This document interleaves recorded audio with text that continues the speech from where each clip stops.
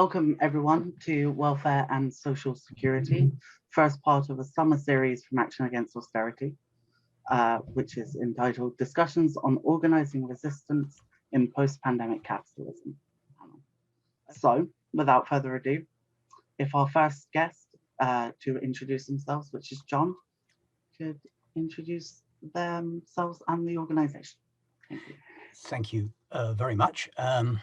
So I'm John Clarke, he, him, and I'm based in Toronto in Canada. I first got involved with what I might call anti-poverty organising shortly after I emigrated to Canada, helping to form a union of unemployed workers in the town of London, Ontario.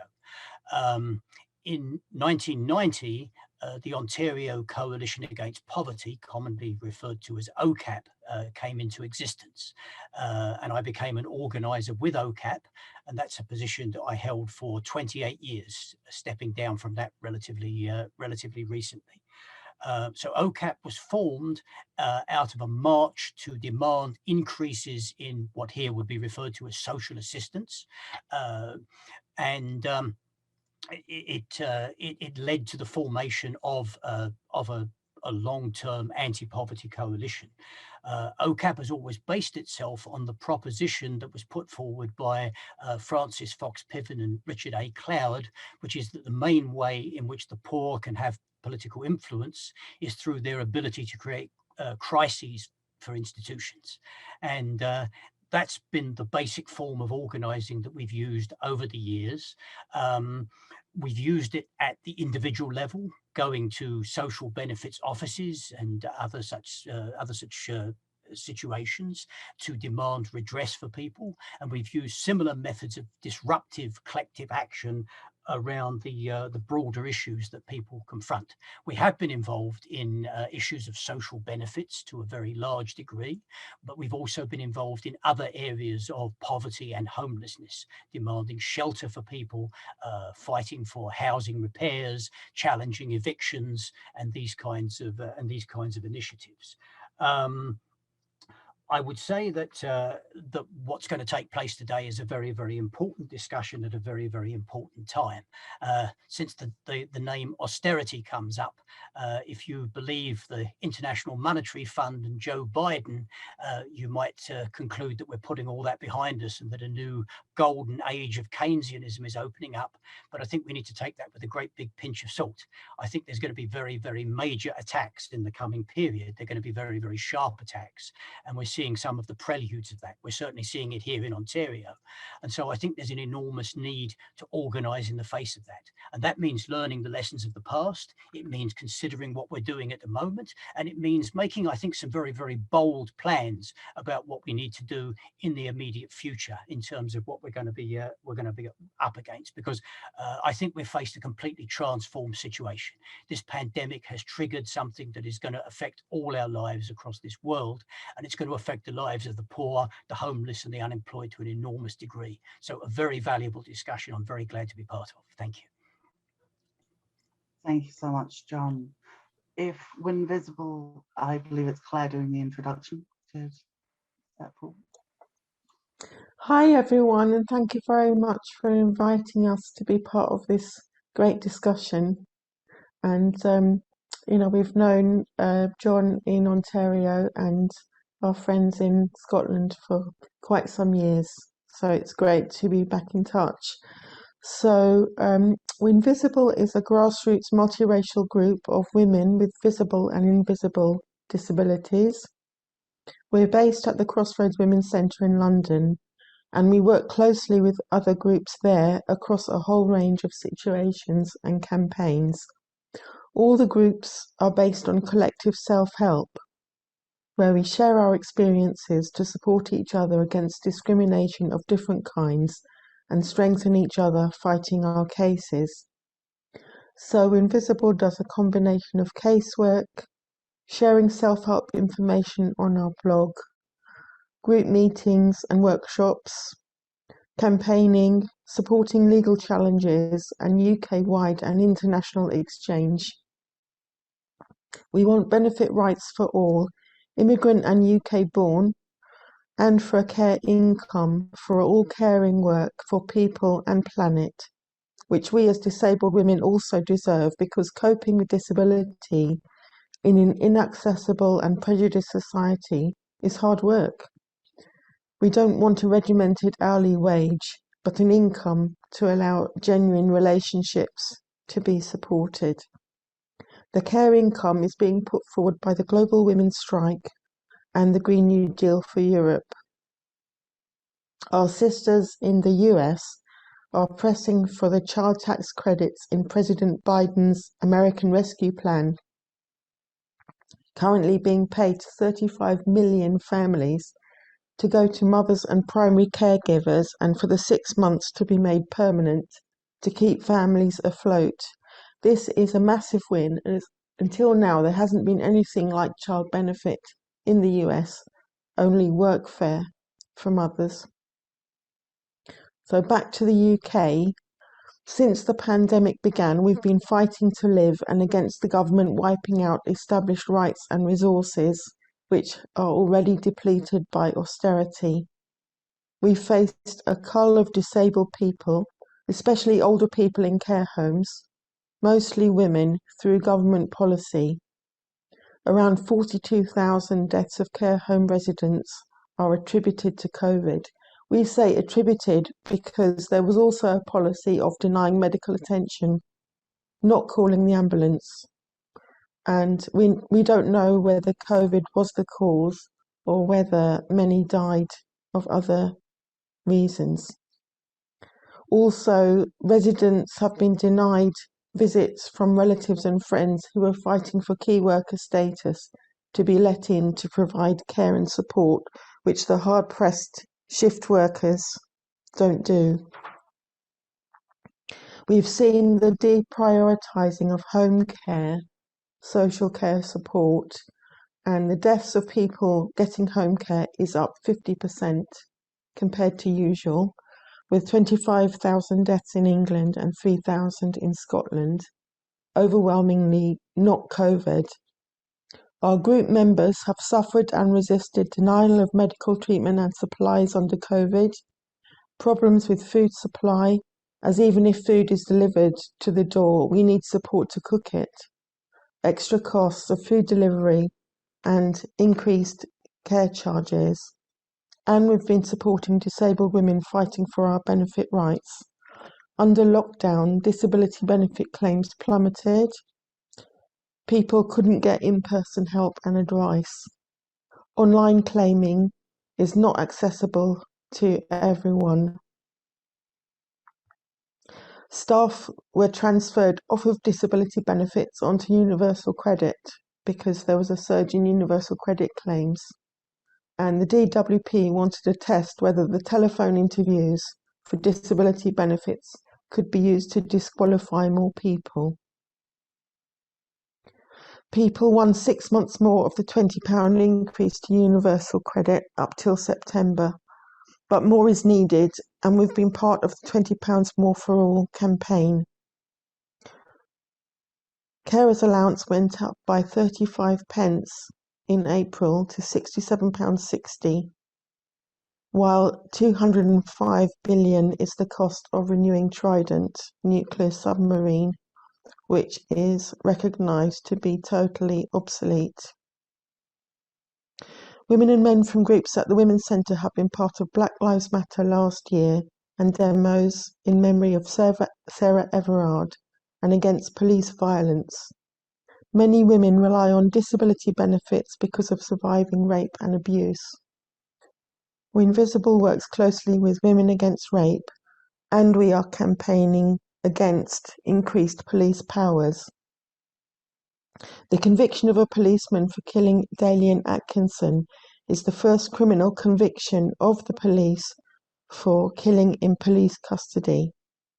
Women in our group have been tasered while in mental distress as part of being taken away and sectioned. We know that taser is used inside psychiatric hospitals, and many women die of restraint there, just as black men are killed by the police outside. The police also report disabled people demonstrating for our disability rights, to the DWP, but street protest was how we won accessible transport. That's just one of the campaigns that we're involved in to protect our rights. Thanks. I'll leave it there for now. Wonderful. Thank you so much. And finally, ECAP, I believe it's Mike introducing. Yes, thanks, Quinn. And I'm Mike from ECAP. It's he, him, and later we'll be hearing from Ariana from ECAP. We're really pleased to participate today with WinVisible and John Clarke. And so what's Edinburgh Coalition Against Poverty about? Well, ECAP organises to combat poverty on the principle of solidarity and self-activity in communities and workplaces, actively rejecting influence by any political parties. So practically, we fight individuals and families' cases, often about benefits, also about debt, about homelessness, housing conditions, and we fight the wider attacks like Claire mentioned, like workfare, universal credit, sanctions, cuts to benefits. And we see this everyday resistance as an anti-capitalist struggle, and we think it's vital to oppose all oppression, including racism and patriarchy. For example, we give solidarity to migrants who've been unjustly denied benefits because of their so-called immigration status. And we reject the capitalist values that are embedded in the benefits system. We certainly reject the idea that the answer to poverty is employment. In fact, we've got a poster which reads, "No to dole slavery, no to wage slavery." And we recognise that the brutal benefits system is deliberately designed as an attack on the whole working class. It's an attempt to force people to accept insecure jobs, low wages, and bad conditions. There isn't time really to speak about the history of ECAP, but just mention that since 1997, we've been based in the Autonomous Centre of Edinburgh, the home to a lot of grassroots groups, and we've always tried to play a part in a wider UK-wide claimants movement, and ideally internationally as well. Maybe just mention a couple of highlights. Around 2014, 2015, we were involved in the Britain-wide anti-workfare movement, and there was lots of inspiring blockades and occupations of companies and charities that were profiting from forced unpaid labour. Also about 5 years ago, there were several really successful Scotland-wide actions organised through Action Against Austerity to assert the right for claimants to be accompanied to all appointments. Now, our main regular activities include stalls outside the job centres in Edinburgh that we try and do every fortnight. And if somebody comes up and has a problem, we're really happy to accompany them into the job centre there and then. In pre-COVID times, we had a weekly drop-in at the Autonomous Centre of Edinburgh for people with benefits and other poverty-related problems. Since the pandemic, we've continued the support by phone and email and individual meetings with claimants. So there's a lot of ongoing casework, letters, forms, phone calls, but like John said for OCAP, if we don't get things sorted out that way, we're really happy if the claimant's up for it to go for a solidarity call out and a group action. One of the things we think's really vital is for people to be accompanied to any tricky benefits appointments. We've got a slogan, never face them alone. So we accompany people to disability benefits assessments, work capability assessments, personal independence payment assessments. We accompany people signing on and they're being harassed by the work coach. We accompany people to fraud interviews, and we've actually got a poster which says, "Don't grass on your own class. The rich and the politicians are the real criminals." And we also accompany people sometimes to appointments at the council, like over homelessness. And of course, we've got the usual activity with the web and social media and old school leafleting and fly posting. And occasionally we have public meetings. And in fact, one of the best meetings we ever had was with a great speaker from OCAP a few years ago in Edinburgh. During the pandemic, we've been doing direct food solidarity. We've been working with the migrant solidarity group Officina Precaria and Edinburgh Mutual Aid. They're also based at the Autonomous Centre. And now, as Claire mentioned, we're taking on some major attacks on claimants that are coming up. As John said, the ruling classes are trying to make the poor pay for what they've had to spend during the pandemic. We've got the brutal cut of £20 per week to universal credit, and we've got to fight that, and we've got to fight for £20 to be added to all the benefits, not just universal credit. We've got the dangerous forced return of claimants and job centre workers to the job centres with a build-up of mandatory appointments, despite the rise in COVID cases and despite COVID outbreaks closing several job centres.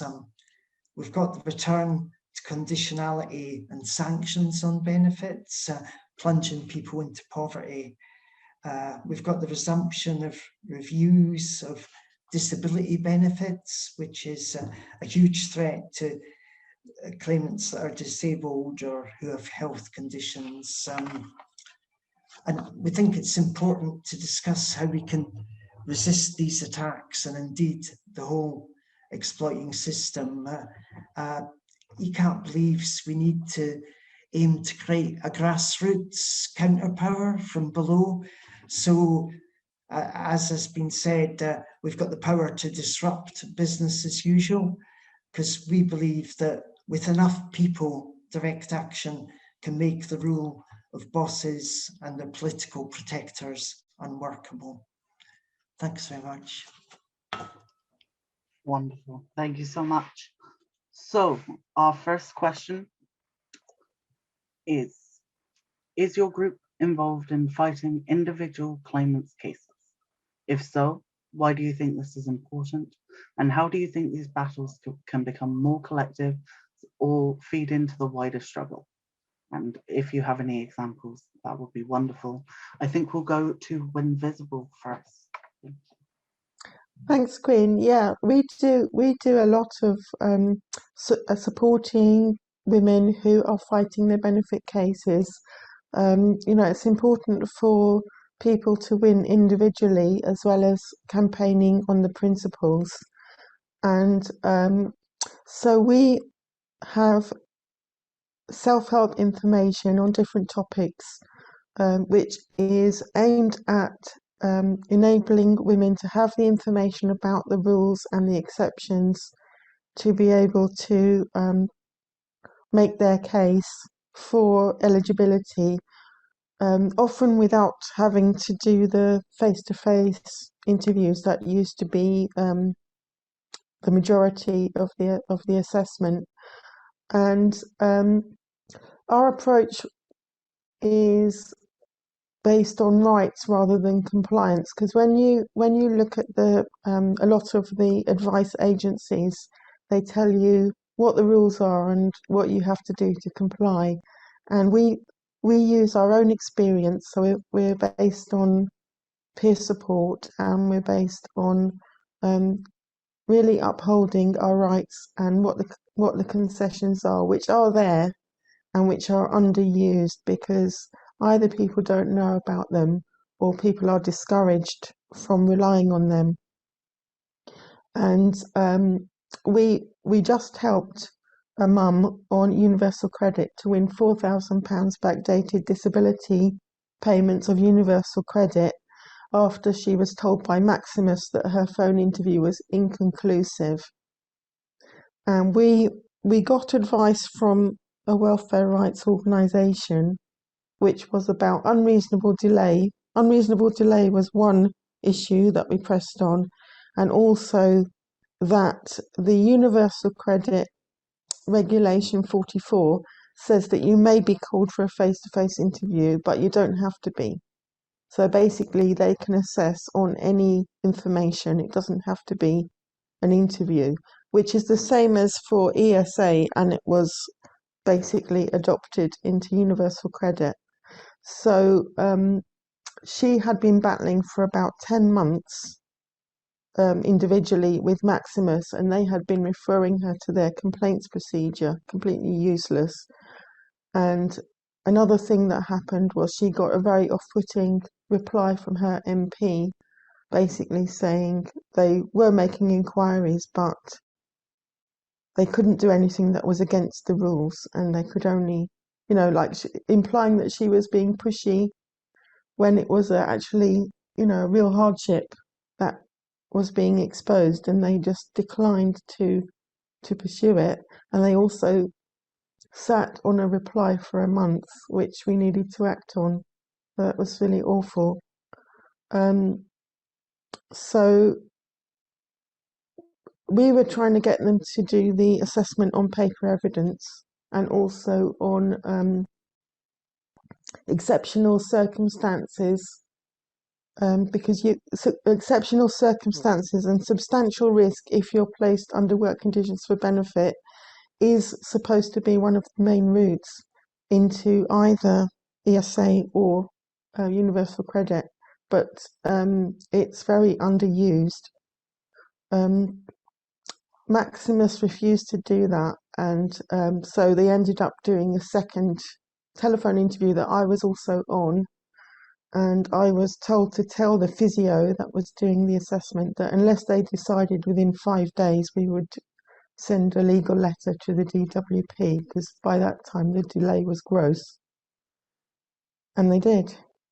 So we want to share that more, and we're also supporting a number of legal challenges in the courts in memory of people who've died, like Philippa Day and Errol Graham. And those legal cases are really important as well in terms of benefiting a large number of people. So it's tackling things individually and collectively and as policy.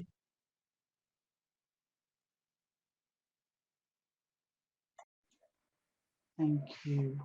Would either of the other groups like to come in first?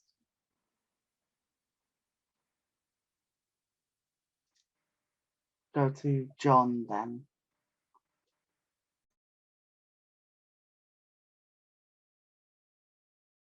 I believe you're muted, John. Sorry. I do beg your pardon. I never learn on that one. Yeah, I mean, in OCAP, right at the beginning of organising, I think we realised that if we were going to be relevant in the life of communities, that it was going to be necessary to show that you could make a difference in people's individual situations. So in terms of building a movement, I think it's essential. I mean, if you imagine a trade union that didn't do anything about any individual grievances in a workplace, but just organised on the broad issues, as important as those are, the relevance of the union would be extremely limited. And so I think it's the same with organising in communities. You've got to deal with people's individual situations. And so the Social Benefits Office has been for us a major target. A lot of situations of denial of benefits or other interference, other punitive treatment, etc., is really just very arbitrary. and is often a violation of the actual rules that exist. And so challenging that with a mass delegation has proven to be a very effective way of challenging the injustices, but also demonstrating to people that collective action actually achieves something. So that's been very, very important. And sometimes I might say as well, taking up individual cases has also been a portal to being a policy, etc.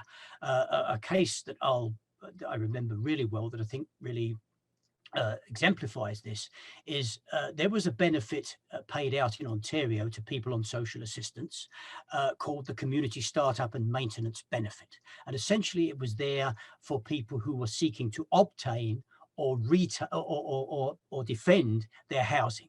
People threatened with housing loss, people who'd suffered a flood, bed bug infestation, whatever it was, this benefit was available, and it was a provincial benefit, an Ontario-wide benefit. What they did was they downloaded it onto the municipalities and cut the budget for it in half. So we organized a big campaign and were able to get at least a one-time payment of $54 million put back into the system, but they downloaded it. So now we found ourselves stuck with something called the Housing Stabilization Fund, operated by the City of Toronto. And so we had a woman come to us, a woman on Ontario Disability Support Program, who had 2 children, also both of the kids also had disabilities, and their situation was that they'd had this bed bug infestation in their home, and their furniture, bedding and everything had been ruined. So they applied for the Housing Stabilization Fund, and they were told they had income in excess. So we said to this, how can a family living on sub-poverty disability benefits be considered income in excess? So we challenged it, and we discovered that the policy was entirely secret. There was no way that anyone could monitor it because it was kept under lock and key. So we organised several major actions, including a big occupation of the main lobby of Toronto City Hall, and it led to a situation where they were forced to make it a public policy. We discovered that for people living on the even more sub-poverty Ontario work system, they qualified, but people living on ODSP, disabled people living on ODSP, were deemed too wealthy to qualify. We were able to get that reversed, but through the disclosure, we were able to challenge the policy in a whole series of broad ways and get some fairly significant and important changes won. So yes, casework I think is something that's extremely important part of organising. Thanks. Yeah, ECAP's really involved in fighting people's cases as well, and for the same reason really that John gave for OCAP. And I must say that we found some of the material produced by WinVisible invaluable, and we use it. And we've also learnt a lot ourselves over the years, which we put up on our website, and we know people look at that from all around Britain. Yeah, basically the oppression of the benefits system and of the whole capitalist system is reproduced in daily life, and so that's where we need to challenge it and stop it. One example I'd like to tell you about, it was a few years ago when we were fighting workfare, and a woman came to us, I think it was the Thursday or the Friday, and said, I'm being sent to work for nothing in a charity shop on Monday, and they're saying if I don't go, they'll stop my benefits. What can I do? And we said, well, if you're up for it, if you arrive at the charity shop for your workfare on Monday morning, half an hour later, a group of us will turn up and demonstrate. And she said, yeah, great. And we said, where is it that you're being sent for this workfare? And she said it was the Hospice of Hope charity shop. You know, talk about unsuitable name. But anyway, we turned up, about a dozen or 15 of us, at the charity shop in Stockbridge, Edinburgh, on the Monday morning. And we just went right into the shop and occupied it. We had placards and banners and leaflets, and it was quite a wee shop, so we just took it over completely. And the manager, not surprisingly, was really shocked and said, what are you doing? And we said, well, you're a charity. It may be doing good work, but you're exploiting people. You're using forced labor. People are being threatened and told they have to come and work for you. And she said, what? We were told all these people were volunteers. They wanted to come for work experience. And we said, no, they're being forced to work for nothing. If they don't come here, their benefits are all stopped. And she said, that's really shocking. Well, actually, we've got somebody new that's just started this morning. Maybe we should ask her about it. And we said, oh yeah, really, that's a good idea. So she called out the claimant that we'd met a few days before from the back of the shop and asked her what she thought about working there. And she explained she'd been threatened, forced to come there. So after that, the manager said, well, we're going to have to review our policy. And she said to the claimant, if you don't want to be here, you can go home.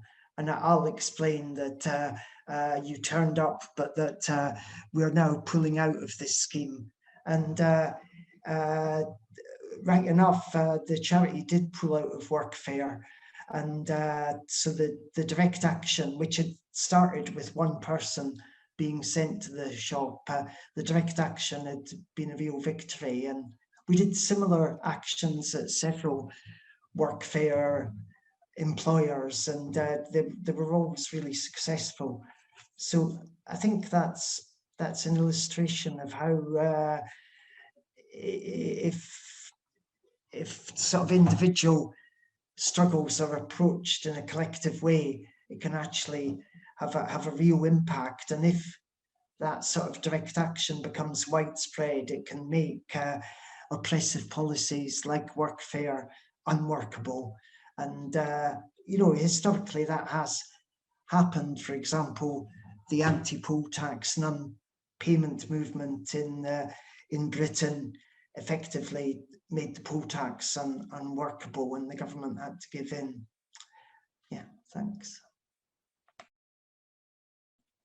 Wonderful. Thank you so much. I think I'm going to echo a comment from the chat saying how amazing an approach and action that is, to hear that it worked and made a difference. So we're going to go on to our next question, which is, where does your solidarity come from? Who do you give it to? Who do you receive it from? And how can we build and sustain these connections? And I believe we're going to John first. Thank you. I'm muted again. Sorry, if you wouldn't mind just putting somebody else in. I just need a moment. Yeah, no worries at all. Ariana, are you? Oh no, it's Mike. Sorry, apologies. Mike, are you ready to go in for? Yeah, sure. Yeah, Great, yeah. thank you. Yeah, well, Edinburgh Coalition Against Poverty does aim to connect with other groups because we see what we're doing as an anti-capitalist struggle. As I mentioned, we're deeply involved in the Autonomous Centre of Edinburgh, which is a base for groups like International Women's Strike, the Green Anti-Capitalist Front, the IWW, Action for Trans Health, Sisters Uncut, Officina Precaria, Mutual Aid Edinburgh, more. So we very much try and link up with all aspects of struggle against capitalism and oppression. And when there's major anti-capitalist movements happening, we try and be there participating. For example, we were involved in direct action resistance to the Iraq war, including the school student strikes and an action that involved storming Edinburgh Castle. We were also heavily involved in the street carnival for full enjoyment when the G8 came to Scotland back in 2005. Another aspect of this question is the labour movement, and we found it very problematic due to the trade unions' integration into the capitalist system. We think waged and unwaged solidarity is vital, but trade unions actually act to undermine this. For example, just 2 or 3 years ago, Unite Communities branch, the union Unite, had a Britain-wide day of action against sanctions, and we were participating in that from ECAP along with Unite Communities. But the day before the action, the Job Centre Workers Union, the PCS, went round to the Unite Communities organisers' house at 10 at night and said, you're going to have to pull out of this action against sanctions tomorrow. Do you know this ECAP lot? They're terrible, violent anarchists that threaten our members, and you're just going to have to pull out of this. You can't join a demonstration with them. So Unite actually officially pulled out of the demonstration against sanctions. To their credit, a lot of the individual members still turned up with their banner, but it was a real illustration of how unions can act in a really reactionary way. On the other side of the coin, one of the most successful examples of practical solidarity with workers' struggles that ECAP's been involved in was back in 2009. Together with the IWW, we were involved in solidarity actions with the council bin workers who were fighting pay cuts, and groups of us roamed about the centre of Edinburgh blockading scab bin lorries as they were strike breaking. But that was organised through personal contacts with bin workers, not through the union. And in terms of workers organising and linking up with workers organising, I think it's much more hopeful to look at the new horizontal unions that are emerging, such as the United Voices of the World and Independent Workers of Great Britain, and of course the IWW. And just finally to mention that I think it's really important to bring together anti-poverty struggle and struggle against climate change. For example, combating both fuel poverty and climate change through high standards of insulation and green energy in housing. And maybe that's something we'll be able to go into more deeply in the discussion we'll be having later in the series about housing. Thanks. Wonderful, thank you. I think we'll go to Barry next, speaking for WinVisible. Thank you. Can you repeat the question? Of course, give me 2 seconds. It was, sorry, can I just help out? Barry, if you could maybe say something about your experience with the racist immigration laws and how WinVisible helped, and then about the being destitute because of being excluded from benefits. Thank you. Okay, thank you. Hi everyone. And just before I start, I would just want to say that welfare is a right, it's not a privilege. And I'm going to highlight, to me, my experiences was like,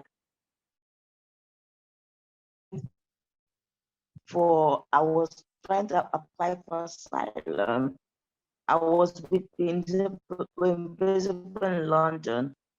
It was very hard, and I was not being helped by a statement. I had to go to the bank to get bank to prove that there was nothing inside the account. It was just £0. And I sent it to them. And even when they saw the bank statement, still I was not giving help in London. I used to go to WinVisible to get some money, to get some food, to eat, and that continued. And finally, I was moved from London to when my asylum was being processed. I was moved from London to Birmingham. And when I was in Birmingham, I was not given the right food. I was not properly taken care of. There was not accessible accommodation for my disability. And the next, I was not given money. Money was not approved for me then. Then I was moved from Birmingham to Derby, and I was given nurse support. And I was on nurse support for some time. And the next day, my asylum was rejected, and my nurse support were withdrawn from me, and my medication, my access to free medication was taken from me. And I couldn't, because I suffer from, I have mental health disorders, and I couldn't take care of myself. I was having relapses constantly, and it was really, my doctor had to like step in to help me sometimes to get my medication for me, to buy my medication. And the next thing I got a letter that I should leave the property because my asylum has been denied. And I was going around looking for what to do. But Red Cross finally helped me keep the accommodation. Then I said, oh, we can't get the money back to you. And nothing was, then they put me on food parcel. I have a health condition. I can't have tin foods, but I was subjected to have those tin foods because they said there was nothing they could do.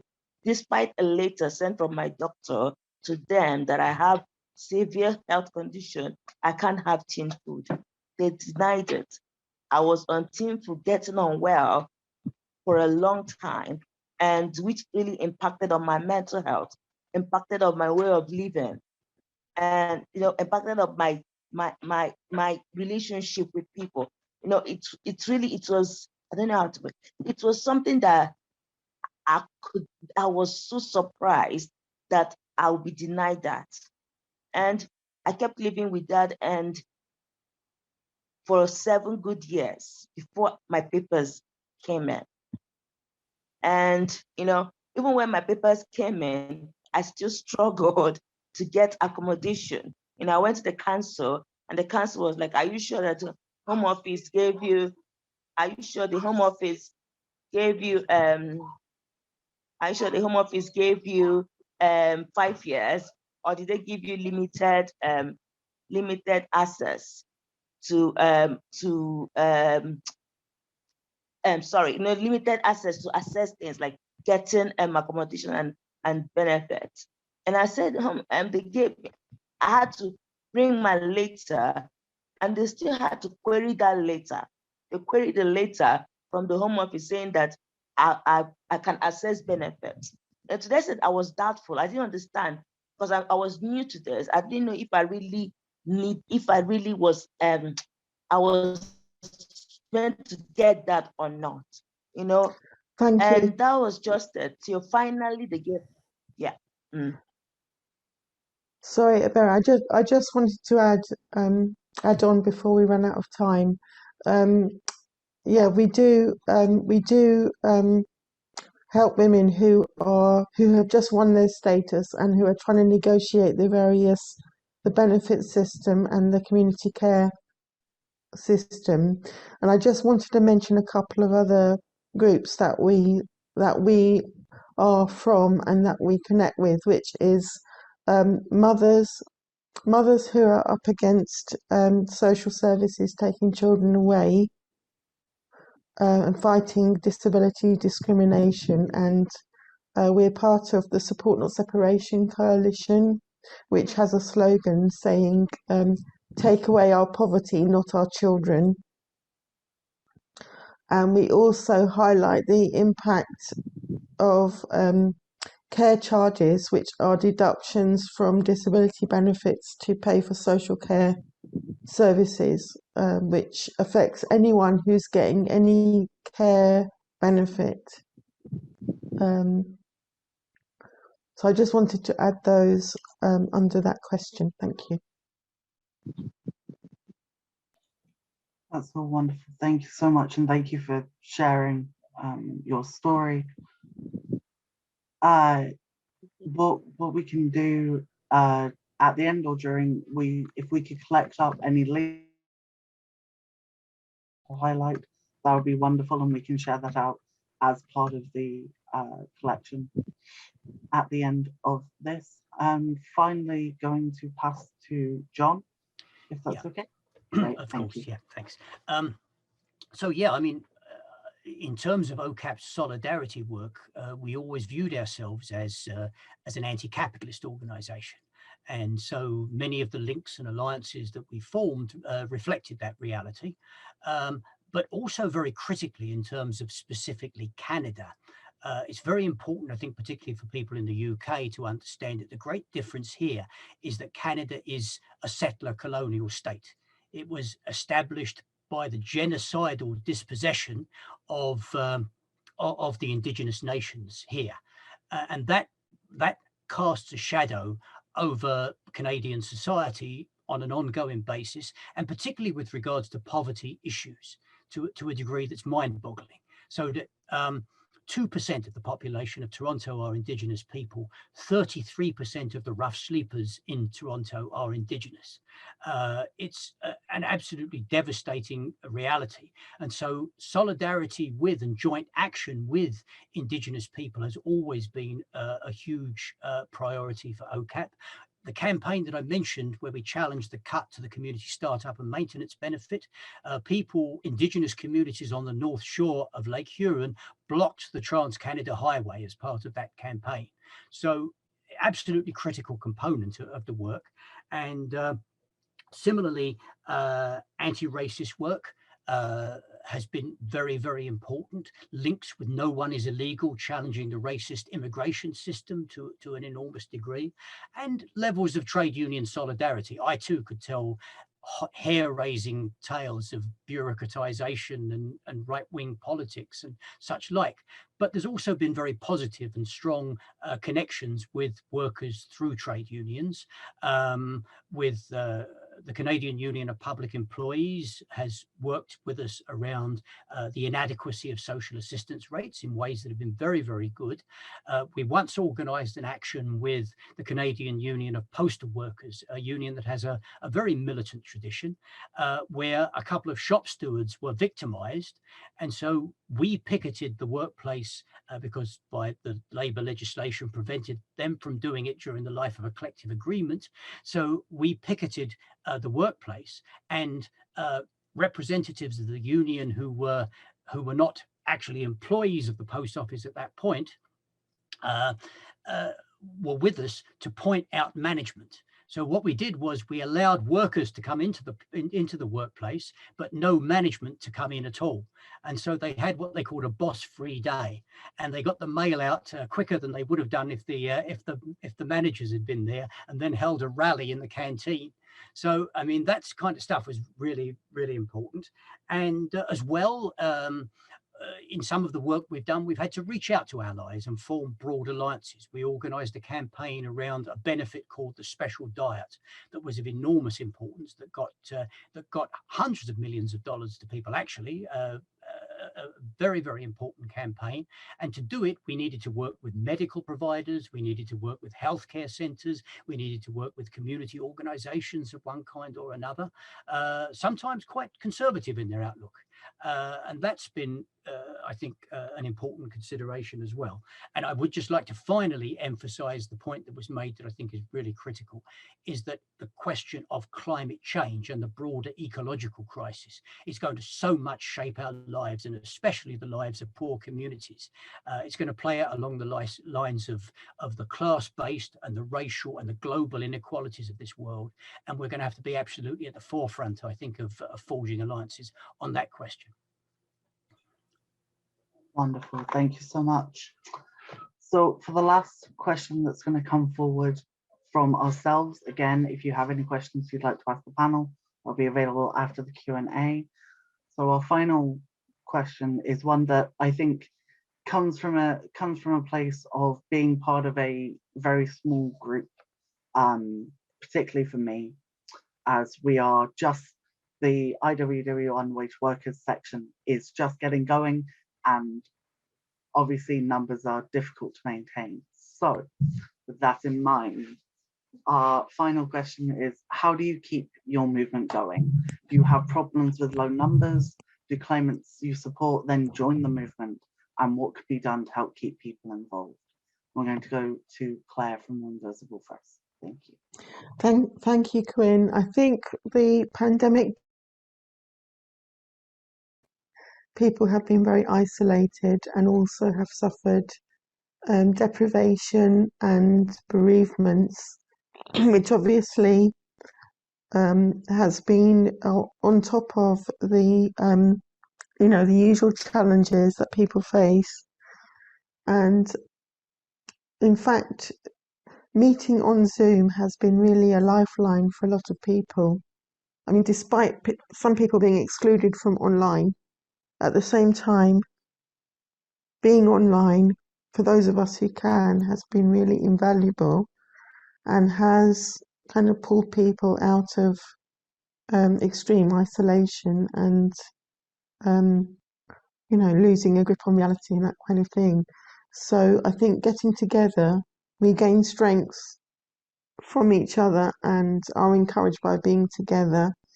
A number of women have joined our group from starting off contacting us about their case, and then have gradually got more involved from there, and particularly have been shocked by learning about other women's situation. Like, they thought they were badly off, and then they then they heard about a woman whose ventilator filters were denied. She's a woman in our group is on a ventilator anyway.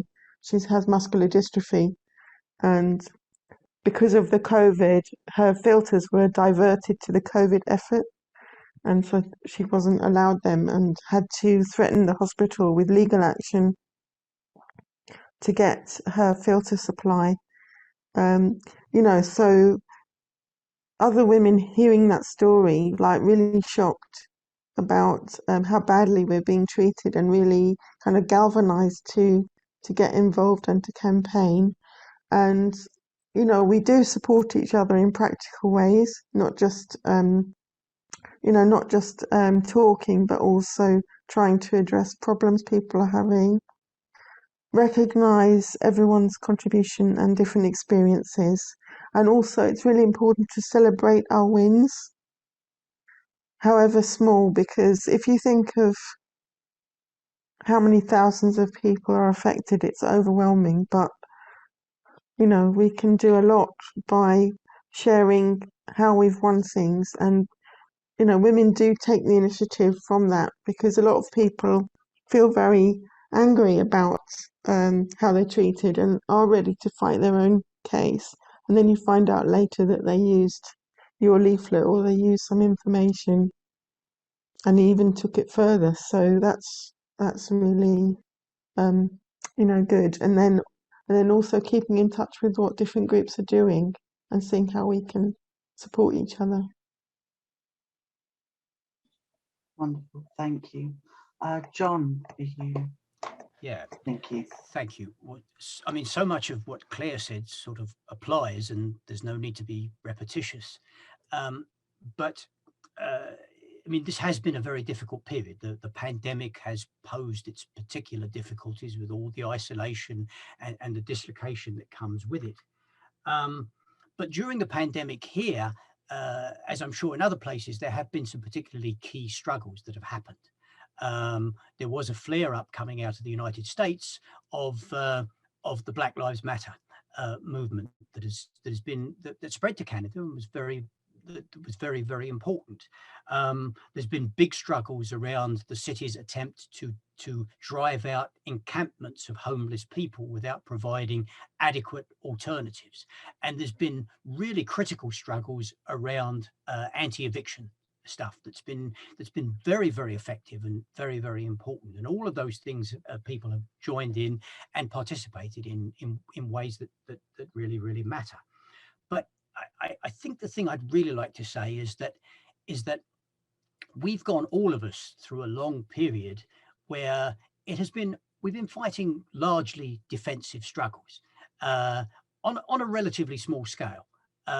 This has not been a period of mass movements that we've lived through. We've lived through a period of neoliberal austerity with many of the political parties, the trade unions that might have been expected to give a lead going into retreat mode.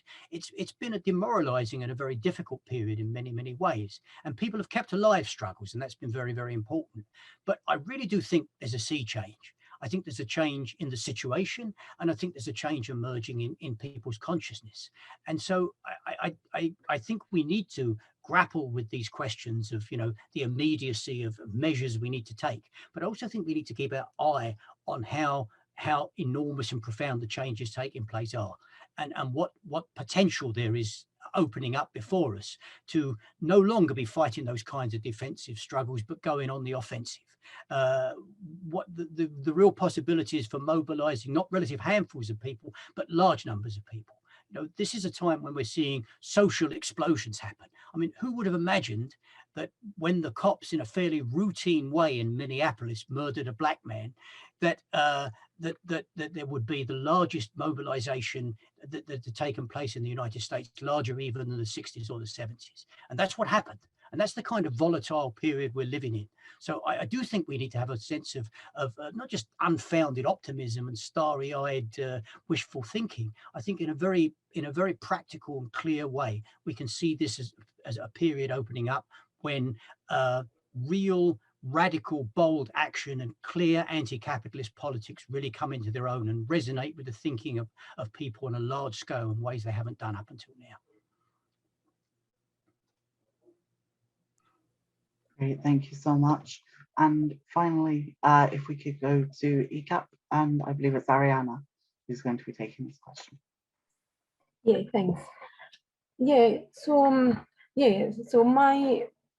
so I will be a bit less optimistic, but just reflecting on where we are in terms of a moment where after lockdown, so once the restrictions are being lifted and we are going back to conditionality, harassment in job centers, plus a whole set of new forms of harassment that are happening through, for example, the management of online journals that universal credit claimants must take. So it's a period where after lockdown, we are experiencing intensified harassment. So it would be a period where where there would be a potential for stepping up action, organizing, just because so many more people are now on benefits in the UK universal credit. So the numbers are much higher than before. So in theory, there is a revolutionary potential for the reasons that people have discussed. If a few years ago we were able to stop workfare, now we could do so much more than trying to defend the £20 per week more that was gifted to us during the pandemic, because it didn't really come about, that increase, as part of a struggle of direct action. It was given by a state that was posturing as being our caretaker, that we know is not what the welfare state is about. The welfare state is about making it unthinkable for people to think that poverty can be avoided, not just through the performance of wage labor. So yeah, so I think the point is, how do we keep our movement going? Where are the numbers? And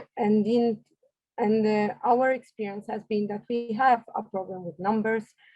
We have limited capacity and difficulty getting people with support becoming active in our group. And this is the reason why I mentioned the lockdown, is that this has not changed.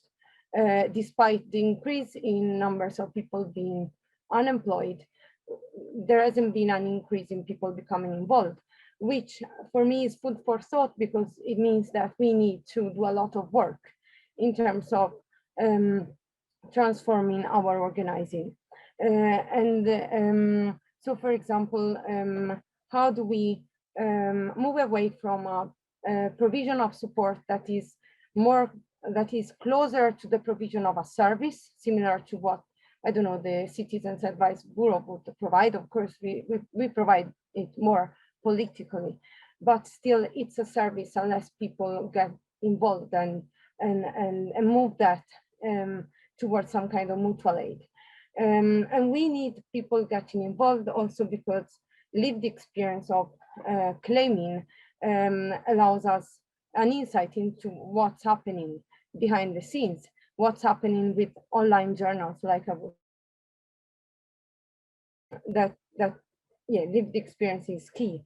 Of course, we can gather that information, for example, by approaching through stalls outside job centers, online, by connecting with people, but a grassroots movement of claimants involved in claimant solidarity is important. So for me, it's about if the reproduction of our lives is assured by organizing, because the welfare state deems us disposable, whether we are migrants, whether we are disabled, whether we are considered able-bodied claimants. It's our movements that assure the reproduction of our lives. And so reproducing our movement is key. And in Scotland, for example, we lost a couple of years ago WestCap, which was an amazing organization based in Glasgow that was doing amazing stuff, and they had to fold because there weren't enough fully trained volunteers that could support people. So I think it's very important to focus on how we reproduce our movements, because many of us are disabled. So there are a lot of inverted commas vulnerabilities deriving from complex life circumstances and structural inequalities. So working out ways that make our organizing accessible, inclusive, and also capable of assessing changing circumstances, so that we can move away from that model of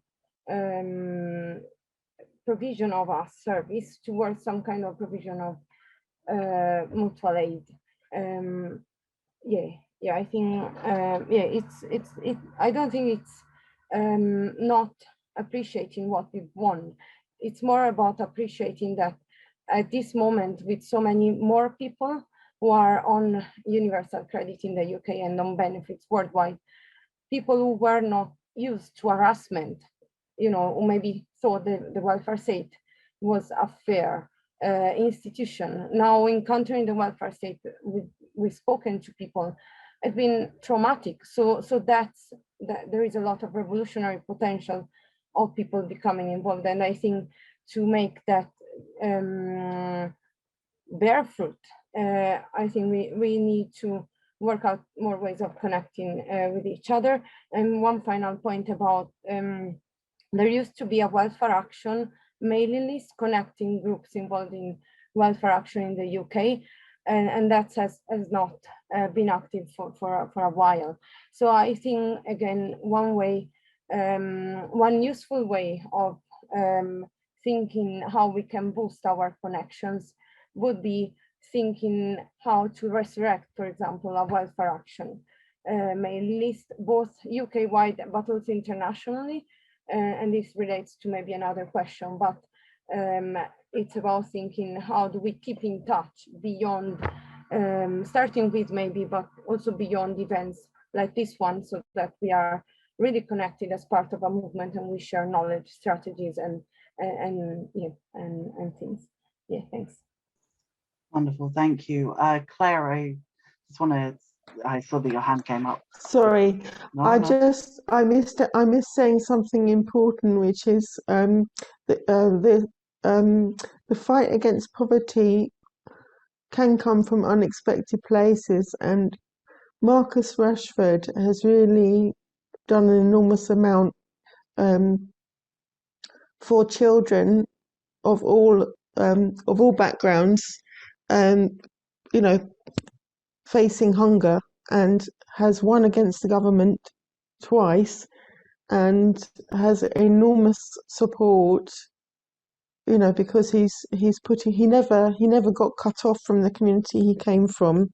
And also a lot of those footballers do acknowledge their mums and the family support that they got in order to succeed as they have. So you know, we might think that our movement is low, but look what just happened with Marcus Rashford and the children's meals. So don't be too disheartened. That's a really nice way to bring us into our break. Thank you. Welcome back, everyone. I'll give it a couple of seconds for everyone to filter back in. Given I can't see most of you, I have no idea. As well as, I think one of the other members of Action Against Austerity brought it forward that people can also bring in their own contributions. If you're from another group or another organization, if you just want to kind of add to the conversation as well, doesn't have to be a question, please feel free. The whole point of this is to get the conversation going, have this information available to everyone. We have had a couple of questions, which is nice. So I guess for this section, I think if members of the panel could electronically raise their hands to answer, that would probably make it better rather than cycling through everyone. We've got about half an hour for questions so that we run on time. So keep your answers as short and sweet as you would like. But yeah, no, that's all good. I think I can guess that most people are back. So I think we'll go for, I think it's actually, yes, it's my partner who sent this one is. So from Charlotte, who uses she, her pronouns, asks for the panel, what can we do now to disrupt systems of capitalist state power? Or how best can we start convincing others that that would be a desirable thing to do in the near future? If any of the panel would like to offer their thoughts on that.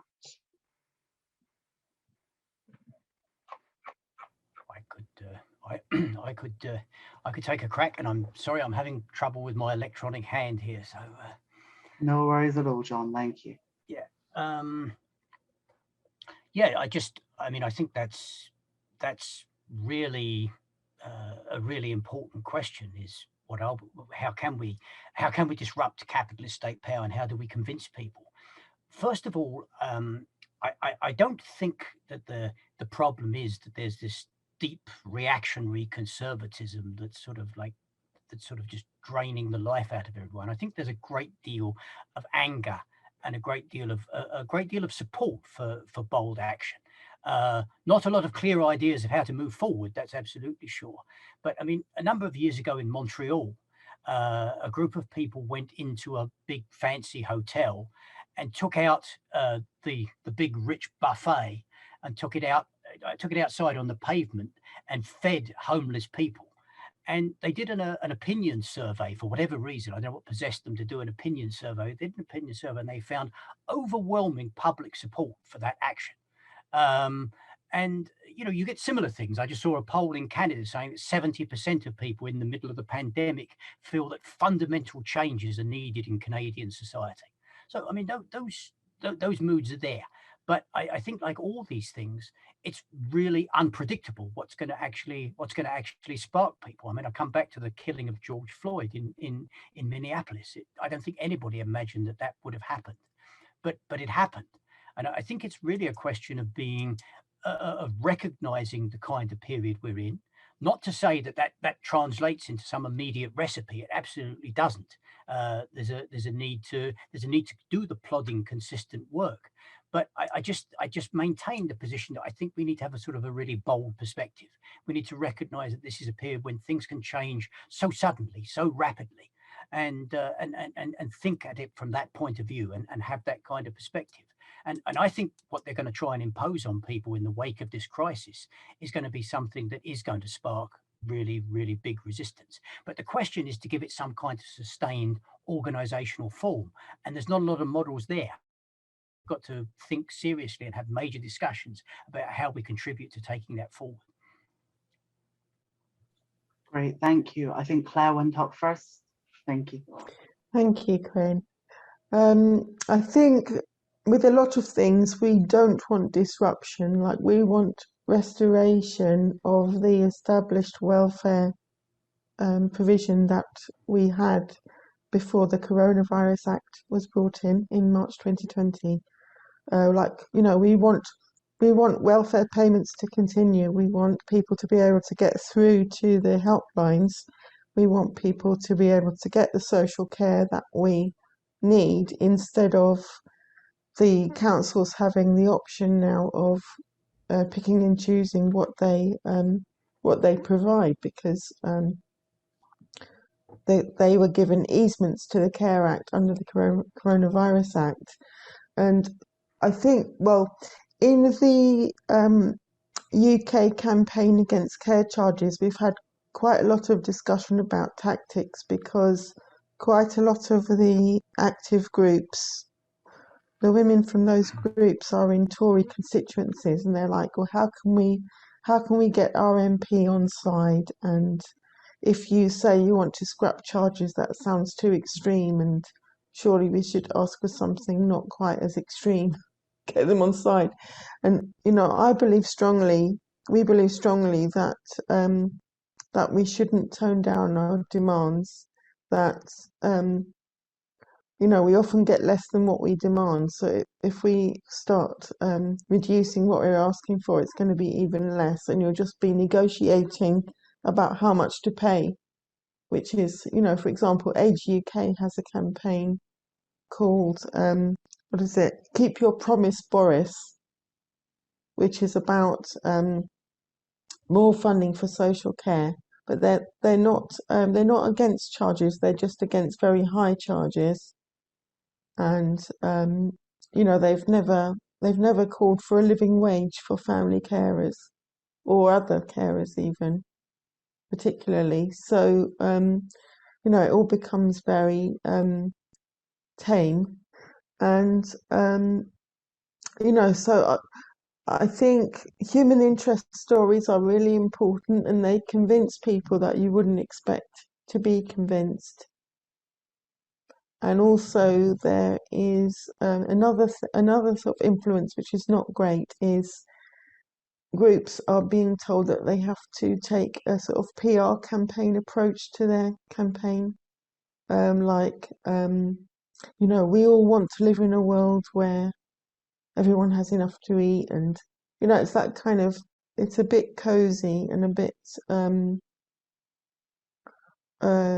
unconfrontational, and it doesn't, it means we've lost our uniqueness of, you know, what are the issues that we're pressing for?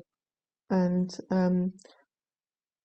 as I say, I think the human interest stories and what people are going through really do convince people you wouldn't expect to be convinced. Like, for example, if you said, you know, all family carers deserve money so that you're not financially impoverished by the choice of looking after a loved one. You know, that would convince a lot of Tory women, but they won't do that. So anyway. Thank you. And Ariana. Okay. Yeah, I think that's it's an exciting question, because so I think in terms of sorry, I was looking for the question. Is it in the chat? Or because I know there are two parts, but or maybe I can go from memory. Maybe I just resent it to Barry rather than to okay. the chat. Okay. Give me 2 Okay. seconds.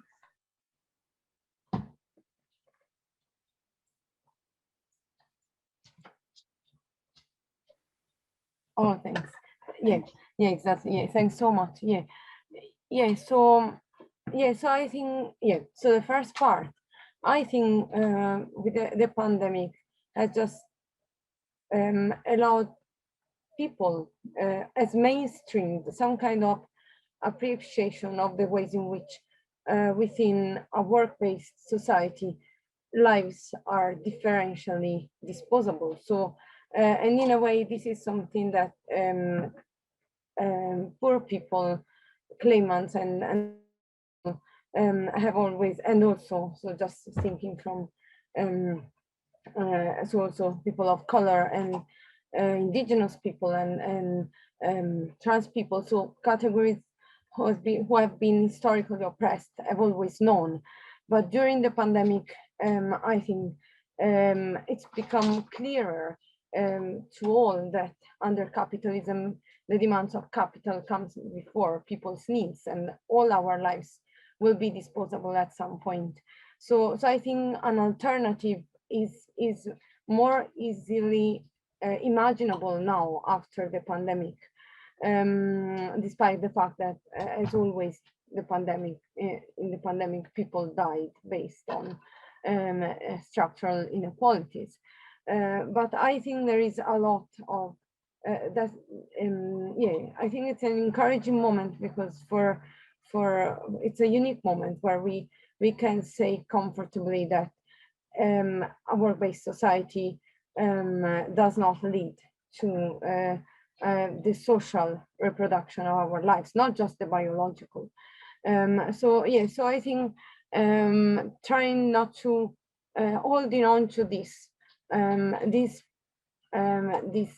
demands for support to be universally available for people, of course, in a targeted fashion, because different categories will need also, on top of a universal support, they will need additional support.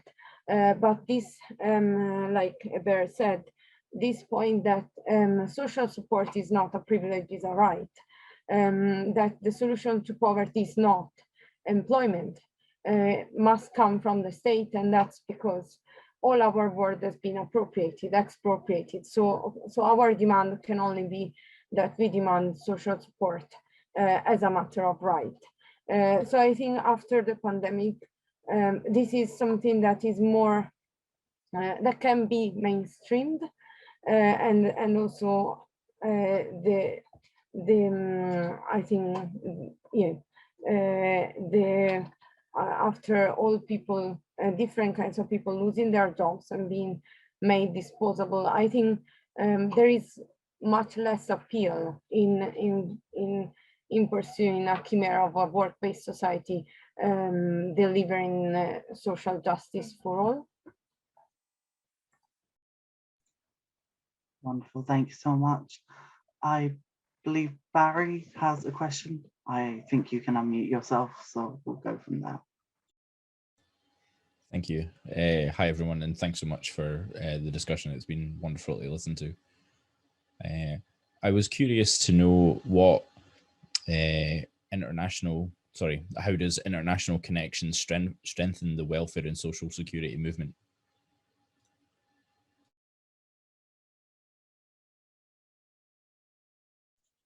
Anyone in? Excellent, thank you, Mike.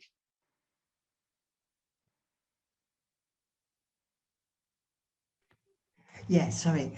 Well, just briefly, I think in at least a couple of ways, we can learn from the experiences of what's happening in other countries. For example, we can learn from government policy. For example, workfare was first tried out in the States before it was brought in Britain, and we were able to learn from that. And we can also learn from experiences of resistance in other countries. For example, for us in Edinburgh Coalition Against Poverty, the actions of Ontario Coalition Against Poverty and their direct action casework were a real inspiration. And also a few years back, there was a huge unemployed movement in France that was a real inspiration. So I think gaining inspiration from the movements elsewhere is really important. Anyone else like to comment on that? Yeah, if I may, sorry, there was 100%. Yeah, I mean, I do think, I mean, one of the things that's really important is the particular situations that exist in one country that can be learned from.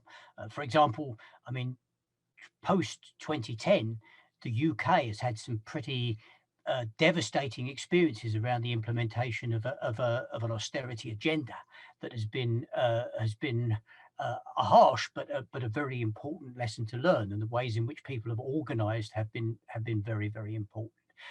And then, of course, there's the question of the tactics that people take up. I remember one time we organised a particular action in a supermarket where the Minister of Community and Social Services, so that would be the equivalent of the Secretary of the DWP, he announces that there's going to be a big cut to social assistance rates, but it doesn't matter because you can negotiate cheaper grocery prices at the supermarket. So we filled up grocery carts and went to the checkouts and said, we've come here to negotiate. And it caused deadlock in the place.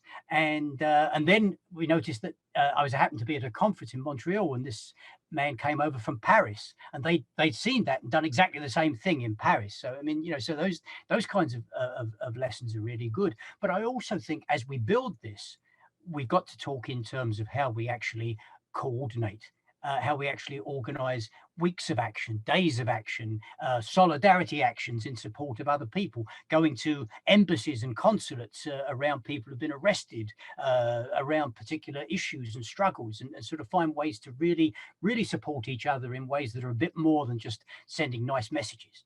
Nice messages are important. I don't mean to be sarcastic or offensive, but I think we can find ways to be very, very concrete in how we back each other up and how we support each other.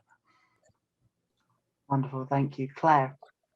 Yes, I think what the others have said about looking internationally with the struggles of others is important, but I think with women's welfare struggles in countries of the global south, it often takes the form of fighting to keep land for subsistence farming against agribusiness and against prawn farming or other industry where the resources are actually stolen from people locally. And there are some fantastic campaigns happening in places like Thailand, and for example in Uganda, one of the examples that Selma James from the Global Women's Strike always gives is women ripping up the coffee plants in Uganda to reclaim the land back to subsistence farming, because that's often your wealth is the land, and women have also fought for land rights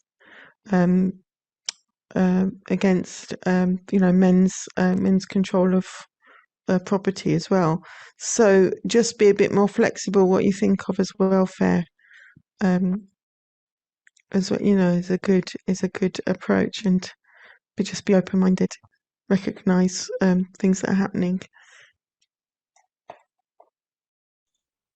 Wonderful, thank you. And back to Ariana as well. Thank you.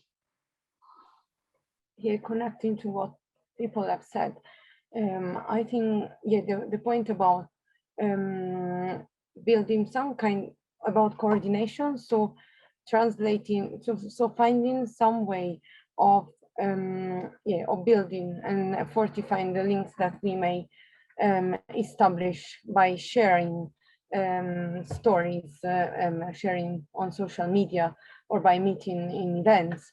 So thinking of infrastructure, for example, mailing lists, networks, to make real the counterpower that welfare rights movement can be. And I think it's particularly important because of what people have said, for example, about trade unions and the risks for parties, trade unions, to become very integrated into the capitalist systems in ways that poor people's movements, claimants, welfare rights, disabled people's movements have a chance to do much less just because of their marginal position with respect to a workplace society. And so I think besides learning from each other, using those connections that we can build as a way of anticipating, for example, policy change, which I think was totally possible during the pandemic. We saw increases in benefits being, gifted by governments in so many different countries, and then at the same time being rolled back. So I think so by looking, starting from the national, what's happening nationally, so the struggle that we are involved in day-to-day organizing, and then seeing that it's not unique, it's part of a pattern. I think that can be very important for building this counterpower that we really need to develop. I think for stepping up our action, and for being inspired by each other as belonging within one big movement. Wonderful, thank you so much. I think we have time for one more question. I'm going to open it out to the audience as well. We do have one up our sleeves if needed, but if anyone has one that they'd like to ask, please let us know.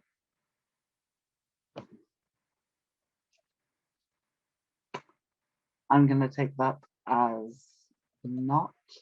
So Barry, could you come back in? Thank you. Sure thing. So yeah, I guess moving on from the last question is, like, what do you see as the biggest challenge to welfare and social security?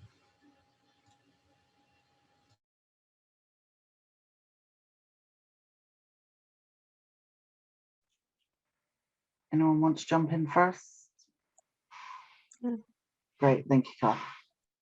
Yeah, I mean, I think we've seen.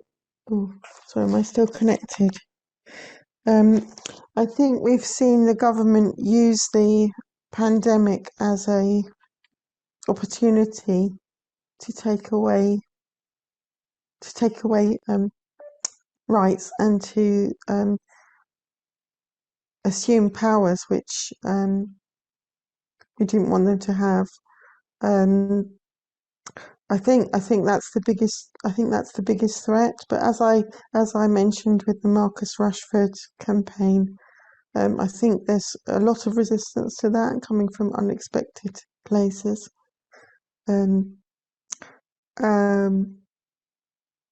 And, you know, obviously we've suffered a lot from the avoidable deaths and the deprivation of people and the really cruel and barbaric refusal of basic survival resources to people. You know, whether it's the Windrush scandal, I think they still haven't paid out compensation for that, and I think people are still dying from the impact of that. And but I think there's a very strong feeling. I mean, the women's safety campaigning and the anti-racist campaigning, I think all of those are kind of coming together as well. I think there's a lot more cross fertilization happening between those campaigns. So it's like polarizing. You know, things are getting worse, but also people are being galvanized. So it's not a bleak situation. Thank you. Anyone else like to comment on that? Ariana, great, thank you. Yeah, I think again, how COVID is being used to restructure welfare provision and also specific policies. For example, in back to Mike's a point about the right to be accompanied, we've seen that in job centers, job centers have been very recently reopened, and there has been under there have been under the excuse of COVID safety measures, whereby there is the numbers allowed into a job center at any given time are capped. So each claimant, so there is a list of claimants who have their appointment at a specific time, and it's specifically said that claimants must go in not accompanied because of numbers being capped. So should we need to accompany someone, we would need to be prepared to be prepared to fight that on new grounds, because COVID restrictions are being used to kind of discourage people from being accompanied.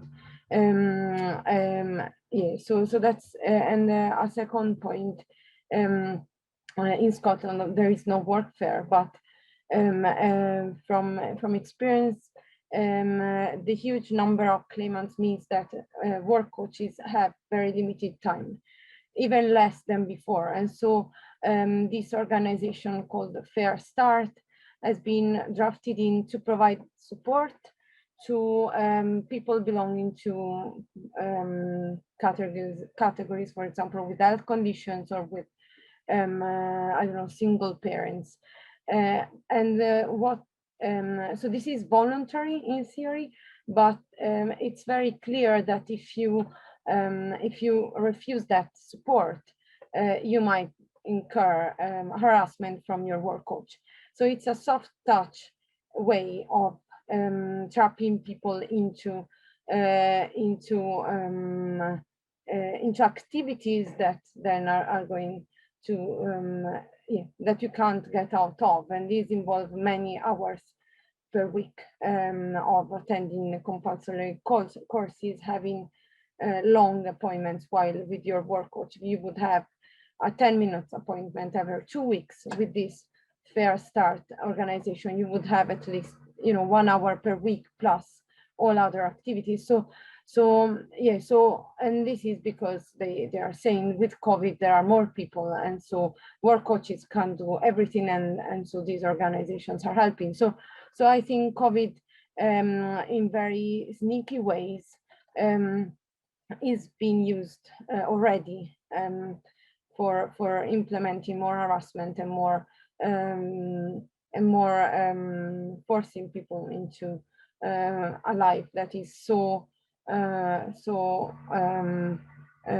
defined by discipline, that then any kind of job would be preferable to that.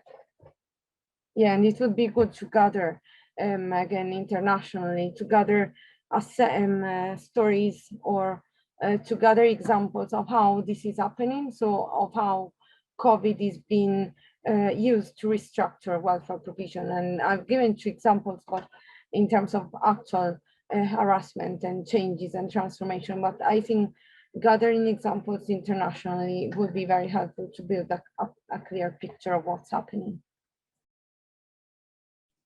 Great, thank you. Any final quick words from John or anyone else on the panel?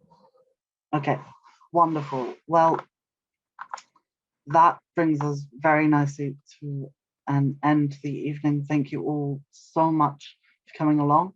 I know it's the middle of the day for you, John, but the rest of us, it's about time for dinner.